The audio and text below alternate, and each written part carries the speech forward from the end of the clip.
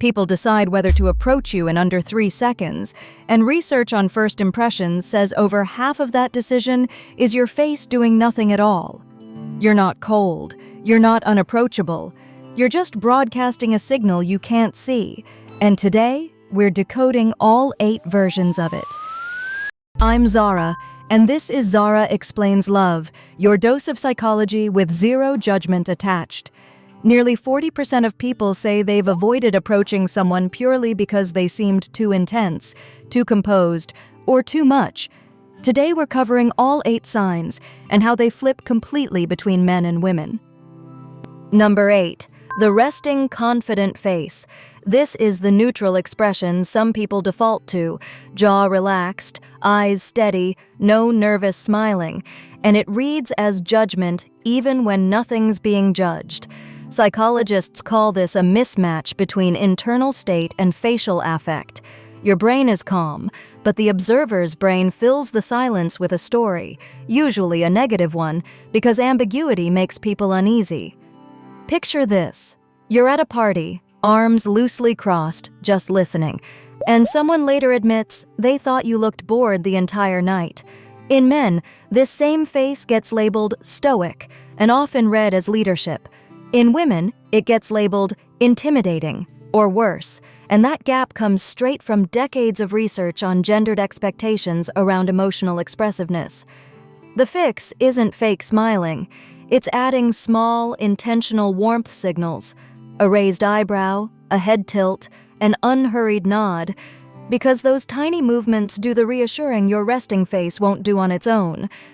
Number 7. Holding eye contact a beat too long. Confident, sustained eye contact is supposed to build connection up to a point. Research on gaze duration shows comfort peaks around 3 seconds. Past that, most people's nervous systems register it as a challenge rather than an invitation. You're mid-conversation on a first date, you lock eyes to show you're present, and they look down first, not from attraction, but from a subtle fight-or-flight flicker they'd never admit to. For men, an unbroken stare often gets coded as dominance or aggression.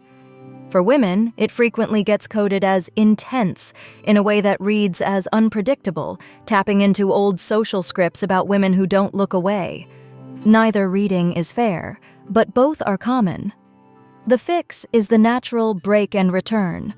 Hold, glance briefly aside, come back. It signals ease instead of assessment, and it's the single easiest habit to adjust once you know it's happening.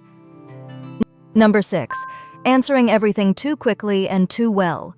There's a well-documented finding called the pratfall effect. Competent people become more likable after a small, harmless stumble because flawless performance creates distance.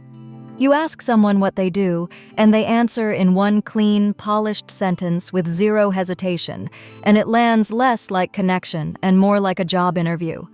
High-achieving men often get read as arrogant for this.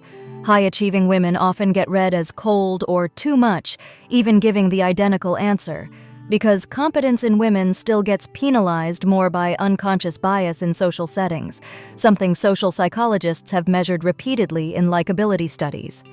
Here's the scenario. She answers a question about her career instantly and precisely, and the date later says she felt unreachable. The fix isn't performing incompetence, it's leaving room in your answers. A genuine pause, and honestly still figuring that part out, because small imperfections are what make people feel safe enough to lean in. Number 5. Looking completely at ease alone. Studies on approachability find that people are far less likely to approach someone who seems fully self-sufficient, because rejection risk feels higher when a person appears to need nothing from anyone. You're at a bar, relaxed, scrolling your phone contentedly, not scanning the room. And to everyone watching, you look like a closed door, not an open one. For men, total self-containment often reads as unavailable or already taken. For women, it frequently reads as guarded or out of my league, which sociologists tie to perceived cost theory. People avoid approaches they predict will fail. Here's the tease. This exact trait shows up again at number 2, in a much sneakier form. The fix here is small and specific. Look up periodically. Let your body language stay open, because tiny openings in an otherwise self-sufficient posture are what invite someone to test the door at all. Quick question. Have you ever been told you're intimidatingly attractive, like it's a compliment and a rejection in the same sentence? Number 4. The halo and horns effect. The halo effect says attractive people get assumed to have more positive traits across the board. The horns side of it means they also get assumed to be unapproachable, arrogant, or already unavailable, purely from appearance, before a word is exchanged. Picture walking into a room and watching 3 people talk themselves out of saying hello, each assuming someone else already has a claim on you. For attractive men, this often surfaces as people assuming they're players. For attractive women, it surfaces as people assuming they're stuck up or already taken. Either way, the research is consistent. Physical attractiveness raises perceived rejection risk, which lowers approach rates, even though it should logically do the opposite. The fix is proactive warmth, a genuine smile, an easy opener yourself, because you may need to make the first move more often simply to counteract your own face. Number 3. Asking for exactly what you want, plainly, with no hedging. Directness is efficient and honest, but attachment research shows most people are wired for a slower, more ambiguous approach to closeness, easing in rather than stating intentions outright. You say, on a second date, "I like you. I want to see where this goes." Clear, generous, adult. And watch the other person go slightly stiff, not because it's unwanted, but because it's unfamiliar. Direct men are sometimes read as too forward or transactional. Direct women are often read as intense or scary sure of themselves, a double standard rooted in outdated scripts about who's supposed to pursue whom. Neither reaction is really about you. It's about someone recalibrating faster than their nervous system prefers. The fix isn't softening your honesty into vagueness. It's pairing directness with warmth and pacing, stating what you want, then giving the other person room to catch up instead of expecting an instant mirrored response. Number 2, being visibly, completely fine on your own. The deeper version of number 5. This is about identity, not just body language. A full life, real friendships, no visible gaps waiting to be filled.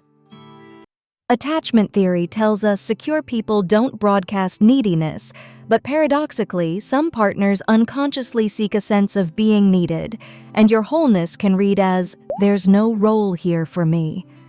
You mention, casually, that your weekend is packed with things you love, no mention of loneliness anywhere, and the listener, who expected an opening to be useful, quietly steps back. Independent men sometimes get read as emotionally unavailable. Independent women get read as not needing a relationship at all, which studies on perceived availability link directly to lower pursuit rates. This one's not really a flaw to fix, it's a filter. The takeaway is to let people see the small human wants underneath the wholeness, because that's what turns admiration into an actual invitation to get closer. And number 1, the one nobody sees coming. What happens in the silence right after you say something true? Psychologists call the anxious pause that follows honest vulnerability affective contagion. Your emotional exposure spikes the listener's own nervousness, and it gets misfiled as you being too intense, when really, you just made the moment matter more than expected. You share something real on a third date, a hope, a fear, an actual opinion, and there's a beat of silence before they respond, and you read that beat as rejection, when it's usually just them catching up to how much you meant it. This flips almost identically across genders. Men who show real emotional depth get called too much, precisely because it breaks a script expecting stoicism. Women who state real convictions get called too intense, because it breaks a script expecting agreeableness. Both are punished for the exact same act: sincerity. The fix is patience with the pause. Don't fill it. Don't retract what you said. Let people catch up to you. The right ones will. Here's the real lesson. Almost none of these are flaws. They're strength and honesty, just landing on people faster than they're ready for. You don't need to shrink your confidence, soften your face, or fake needing more than you do. You need patience for the beat where people catch up, and a little proactive warmth to close the gap you can't see. Tell me in the comments, which one of these 8 is you? I read every single one. And if this helped you understand yourself a little better, subscribe. Zara Explains Love breaks down a new pattern every week, and I'd love to have you back for the next one.